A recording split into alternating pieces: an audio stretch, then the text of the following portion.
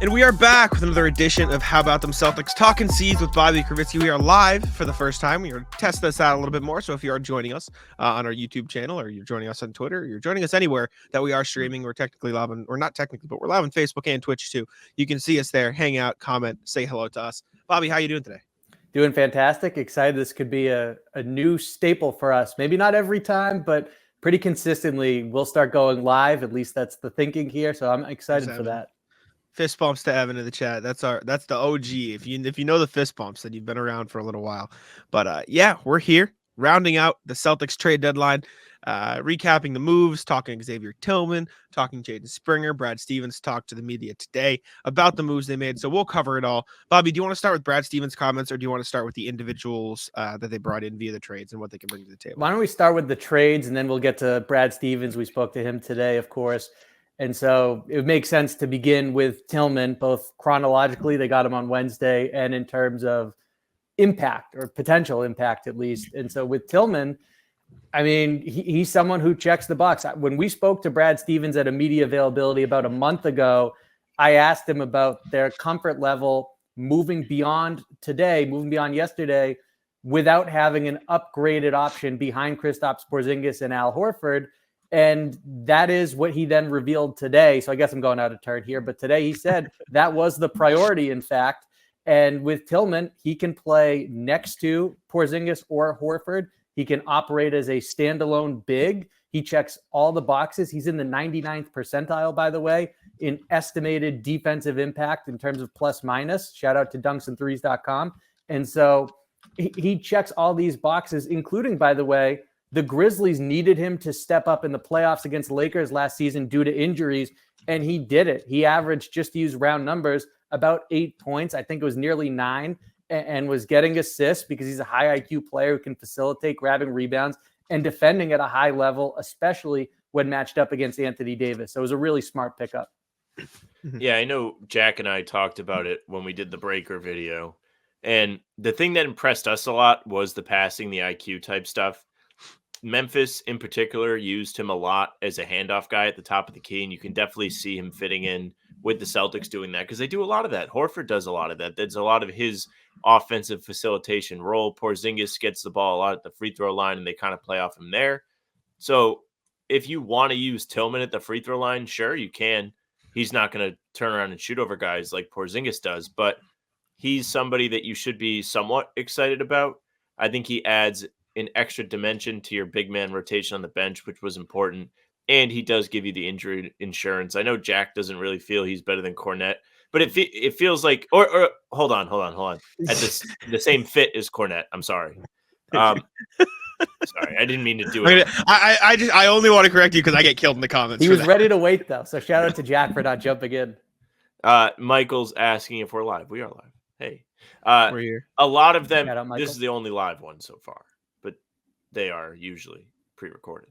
But anyways, yes, I like that he can be different and maybe even eat up a chunk of minutes off the bench, and you can kind of trust him. I hope he finds his offensive stride a bit with the Celtics because for whatever reason with Memphis, struggles to put the ball in the basket. 40% on the year from the field as a big guy. Not the greatest, but who knows? Things get easier when you play in a better team. Absolutely. I mean, I talked to some reporters and some people who cover the Grizzlies when I was writing an article about what Tillman brings to the table, offense, defense, on the court, all the good things where this dude's a real defender. He is great on defense. A quote I got from Joe Mullinax of Locked On Grizzlies was like, this is one of the few guys in the league who can say, yeah, I can guard Jokic and LeBron James. Like I can effectively guard both of those players, which is not an easy feat. That said, on the other side of things, a lot of as much as I got his defense rocks, which was from Parker Fleming of the Substadikis, which I'm going to butcher the name of. It's a pun on a former Grizzlies player, so apologies, Parker. But as much as I got that, I also got offensively, it's not great. He's fairly limited, right? Like Bryson Wright was saying, he's got active hands and he's been inconsistent as a roller on offense. So it's a lot of give here, a lot of take there. I do think at his best, he is a better player than Luke Cornett. I'll say that. But in terms of right now helping this Celtics team, they run a lot of intricate things on defense, and Luke knows those, and Tillman doesn't yet. So once Tillman gets used to that, I could see him jumping Luke in the rotation potentially. But for now, I don't think he's going to immediately step in and play over Luke Cornett because of all the knowledge Luke has of the system. That said, I really like Xavier Tillman. Another thing that I heard, or that I found, I should say, from an article that was written by Drew Hill of the Daily Memphian, was this guy's a guy who was a chaperone for his daughter's kindergarten field trip. He goes, I'm definitely not cool. My kids are way more important to me than the game is. Whenever I have free time to go and spend time with them, that's what I'm going to do.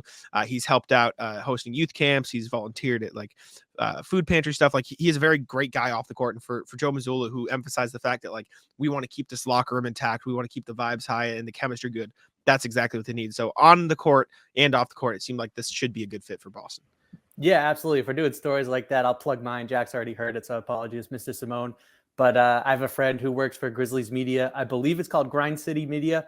So shout out Jess Benson. And she did a one-on-one with Tillman where one of her questions to him was, if you could have dinner with any individual past or present, who would it be and why? And he said, my wife, because we don't get to spend a lot of time together, especially in season. So shout out to Xavier Tillman for the points he earned with that one. He's a real one. And then to bring it back on the court, something I look at is offensively, his skills might be quote unquote limited, but I perceive them as very valuable. This Celtics offense, 2 barometers of success per possession, pace and the effectiveness of their screening. And he's obviously not going to be bringing the ball up the floor, but he's a big body at 6'8", 245 and a very good screener. And he might not be the best finisher as a roller, but how many times is he going to get it in position to dunk now where he doesn't have to try and finesse it in as close to the hoop as he might get?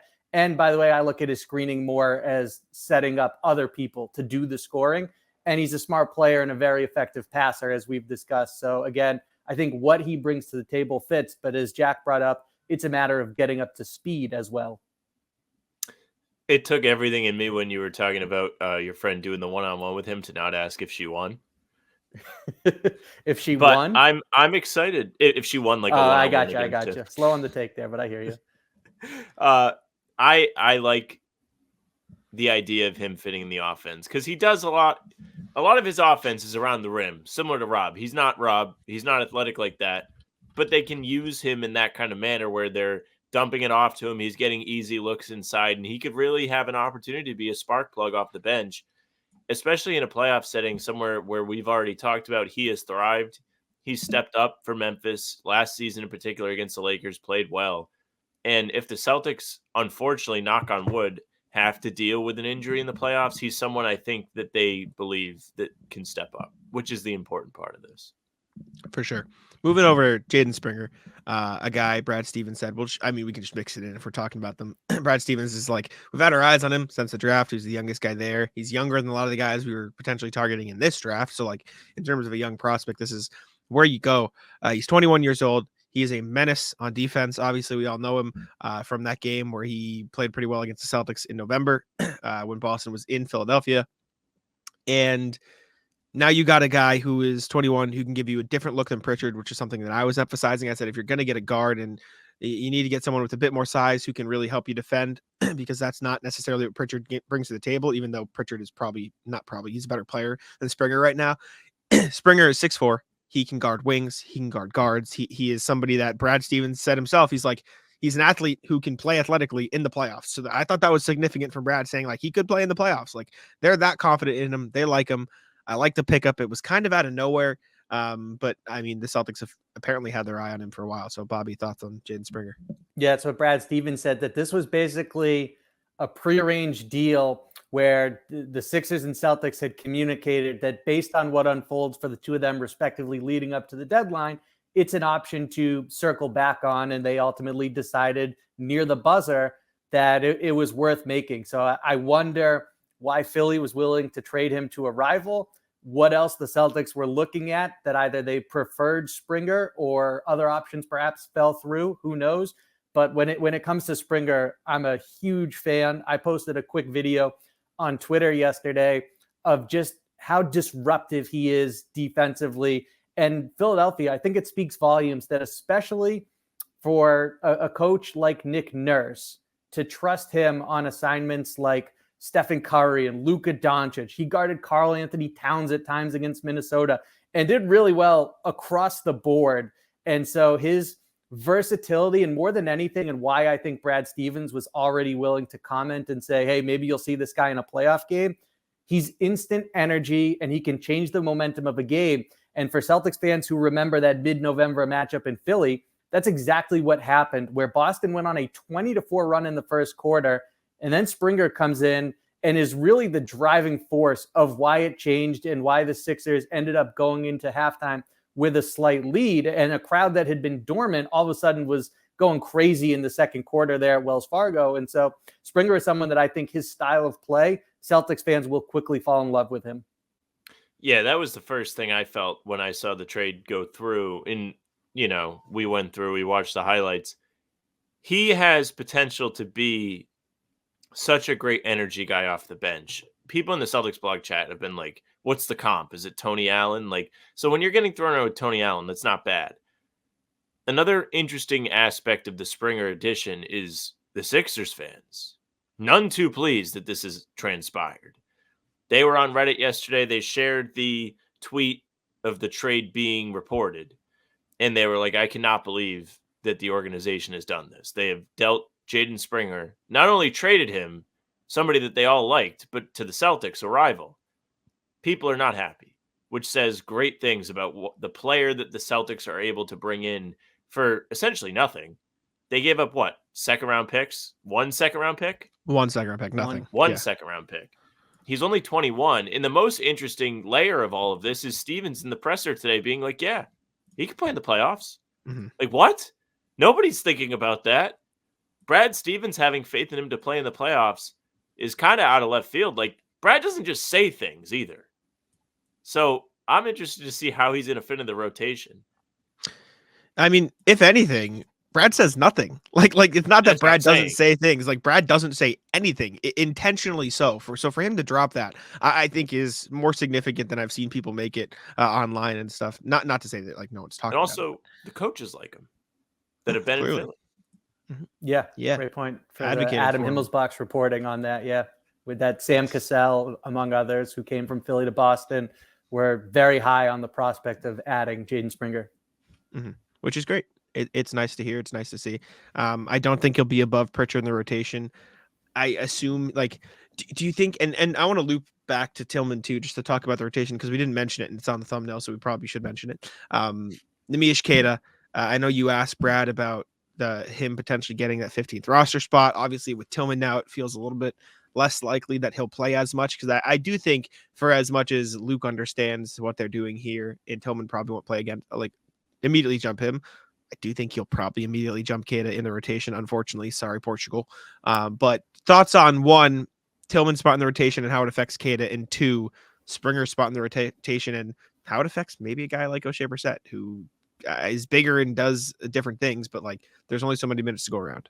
Yeah, so those were 2 guys that I asked Brad about today. The first being Jaden Springer and just the impact of, look, we've seen this Celtics team. It's not unique to them, but Brad has acted multiple times to bring in players who performed well against Boston, whether that's O'Shea Brissett, Delano Banton even applies there. The bigger names, as you would expect, like a Drew Holiday and Kristaps Porzingis, but it's less noteworthy. Yeah, Blazers legend Delano Banton.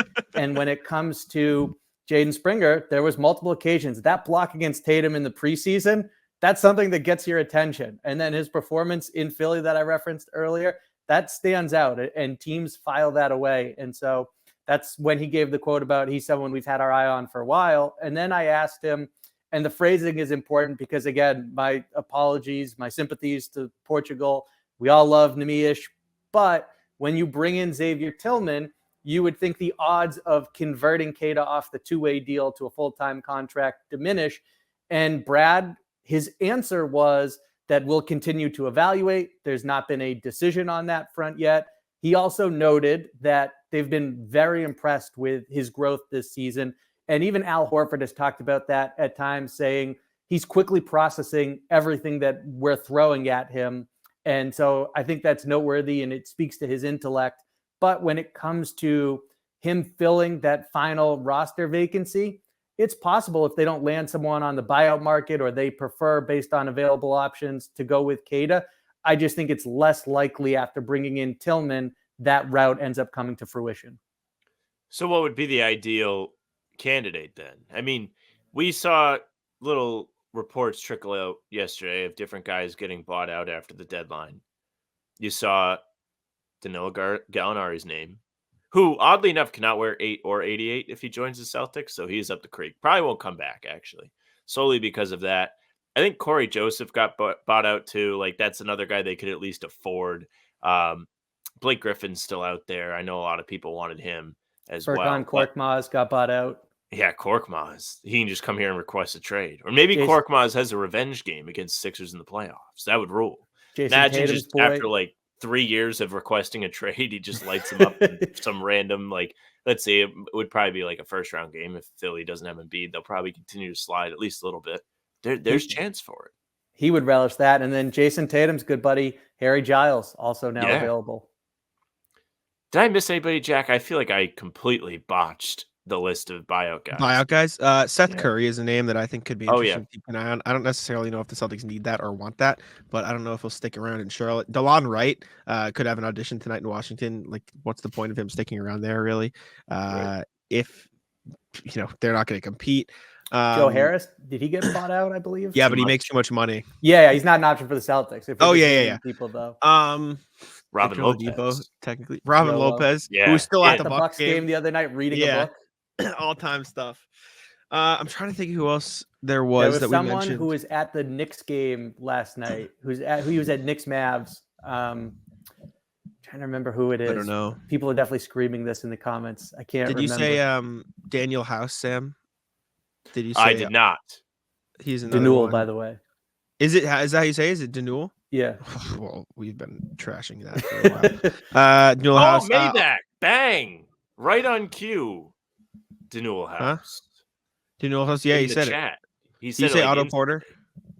No. Otto Porter, someone I've written about a bunch. So if we're going through options, I think he makes as much sense as any, because with Gallinari, people are excited about how he's looked in Detroit. Sample size of 6 games and an average of 2 threes per contest.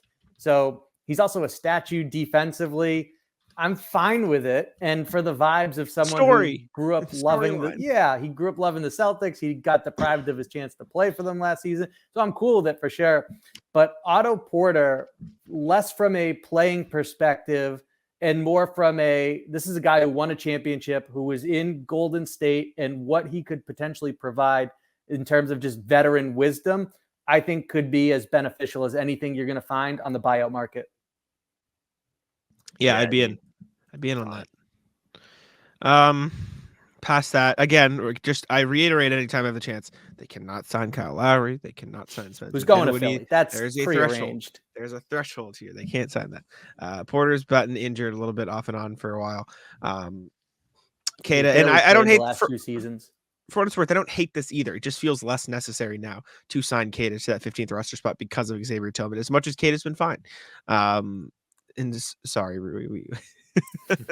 Rui, I love you. We hate to do it to you. We love you. We're just pointing out that the odds have taken a hit because of Tillman's arrival. Plus, he still gets a ring if they win. Yeah, everybody wins. That he does.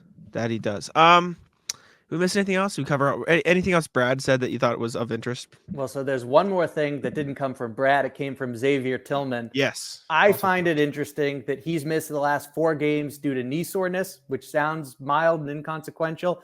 And then he told us today that there's no timeline for his return. Now, it sounds like they're just erring on the side of caution. I wouldn't go freaking out just yet by any means. Also, it helps him get up to speed to be able to watch some games and just continue to talk to the coaching staff without getting thrown into the fire just yet. But it is interesting that knee soreness and no timeline for return after already missing 4 games. I find that noteworthy. I wonder if definitely that's because they want the Celtics staff to take a look at it. Not to say that the degrees on both sides of the trade there aren't the same. You know, both teams have doctors. They have plenty of education. Like, they know what's going on. But I'm curious if he's waiting to hear what the team actually wants him to do, which could be the case. As far as Lowry, I think the Springer thing kind of indicates, to Bobby's point, that they are going to go and try and get Lowry. Pat Bev included in that, where he was traded to Milwaukee. He is ready to play for Milwaukee. Did you guys see him telling campaign to get that physical done because he wants to suit up? Milwaukee, who lost yesterday. Hate to see it. Milwaukee, who is sliding. Yeah. I mean, they have the toughest schedule from here on out if you invest in strength of schedule rankings. So it's only getting tougher, and it's not going well yet. Not great. Not Pistons, great. 2 in a row. They're back. Before we wrap up, question from Antonio. Can Celtics change their rotation to a too big a rotation, as you saw Cornet playing?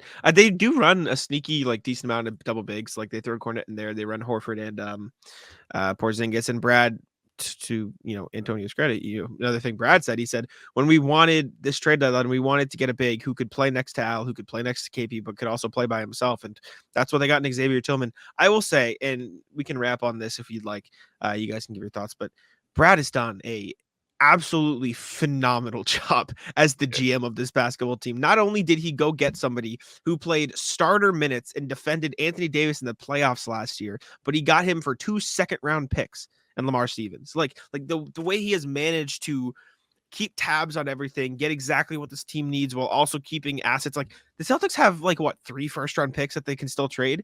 Look at Milwaukee. Look at Philly. Look at the Heat. No one has picks. No one has anything to trade. And the Celtics have built the best team in the NBA while maintaining a bunch of draft capital for future and finding guys on the fringes of the roster who, for what it's worth, these 2 guys that they got, they have their bird rights. They can bring them back too. So just credit to Brad Stevens. Phenomenal job this trade deadline. Yeah, think about their restrictions in terms of trade flexibility, where who they weren't willing to part with, which I think applies to the top 8, not just the top 6. And then they're over the second apron, and yet they're able to find 2 players who can help this season and beyond. Tillman's on an expiring, but I don't think he'll be expensive to retain. And so the work that Brad Stevens has done here is very impressive. And to get your number 1 priority a day in advance of the deadline, where Memphis doesn't even wait to agree to the deal, and have the flexibility to continue adding, is quite impressive. So shout out to the entire front office, by the way. Mike Zarin and company, they all do tremendous work. Yes. Yeah. I mean, just thinking about the draft picks, Jack mentioning that, with them essentially having all of their salary cap tied up in the top 6, they have put themselves in a tremendous position to not only build that way through the draft, right, with first rounders, but also with the second rounders that they have the surplus of. Because those guys, they can kind of try out and they don't even have to pay them full time. They can cut them, get rid of them. It's not even guaranteed. So there's almost no risk in that. They are really set up to continue to put talent around Tatum and Brown. What they really just have to do at this point is continue to scout well and pick out the guys that are going to come in and fit right away. Look at what Denver did this year. They made trades last June during the finals to get more picks so they could maintain the cap flexibility. And they hit on Strother. He's been pretty decent for them. Christian Brown has done well, and Peyton Watson's starting to step into his own too. So they're paying those guys probably combined $7 million, and that's on the high end of estimate. Yeah. So that's the way you're going to keep your team being successful if you're the Celtics. I don't think you have 100%. To worry too much about any, off-season moves besides the draft. I mean, Holiday's due for an extension, but re-signing players, but that's about it. So credit Brad Stevens. Bobby, any final thoughts before we wrap on up and get out of here? No, we nailed it, and I love that last point from Sam that you look at it. Springer is 21. Again, Tillman's on an expiring, but if they want to re-sign him, he's only 25 right now. And they have Jordan Walsh, who's developing very impressively in the G League. We spoke with him after the Memphis game. He said that he's inspired by Marcus Smart and wants to follow in those footsteps. Joe Mazzulla praised him above all for his growth defensively. So those are 3 young impact players that if they re-sign Tillman, will all be cost controlled and can contribute and become rotation players in the future to some extent. 100%. But thank you all for tuning in. Thank you for tuning into the live. Bunch of you popped by. We're going to try to do this more often with Bobby in here. Get the talking C's out sooner. If you missed the live, don't worry, and you're listening to this on the recording. These will go out at the same time they were. Just want to get it out there. Want to get the content earlier in the day. So we appreciate you all for tuning in. Make sure to subscribe. Check out Bobby's work at sa.com/Celtics, inside the Celtics. And I'll let Sam wrap it up. Yeah, thank you very much for listening or watching. I mean, I guess you're watching live, so thank you. But you could be across many different platforms watching. So we'll tell you, go to the YouTube. How about them Celtics? Subscribe to that. Hit the notification bell just in case we go live at any random time, because we've had a few live streams here and there. We're live a half hour before every single game, including tonight against the Wizards. So tune in for that. Aside from that, we have pods, game recaps, these Talking C's recordings, film breakdown, rumor breakdowns, all coming at you. So you want to be around for all of it. You can also find us on Spotify and Apple. Follow us there for the full pods and game recaps, audio only. Big thanks again to Bobby for hanging out with us. You can follow him on Twitter at Bobby Kravitsky. You can also find his work on not Talking C's, Inside the Celtics. Well, you can. I'm here on Talking C's. So yeah, it is on Talking C's, but it is part of SI Media, and he is on boots on the ground with Jack at these home games and also at the practices. So make sure you follow him. He's got all the latest quotes and info for you. You can also reach out to us via email, hbtcpod@gmail.com. We read your emails each pod, so we love to hear from you. We'll give you feedback. Don't hesitate to reach out. You can find us on socials at How About Them C's, Twitter, Instagram, TikTok. Facebook is just the name of the podcast. You can find our live streams on Facebook, on YouTube, on Twitter. Jack's Twitter is at JackSmonNBA. Mine's at Sam LaFrance NBA. That's it for us. Bye.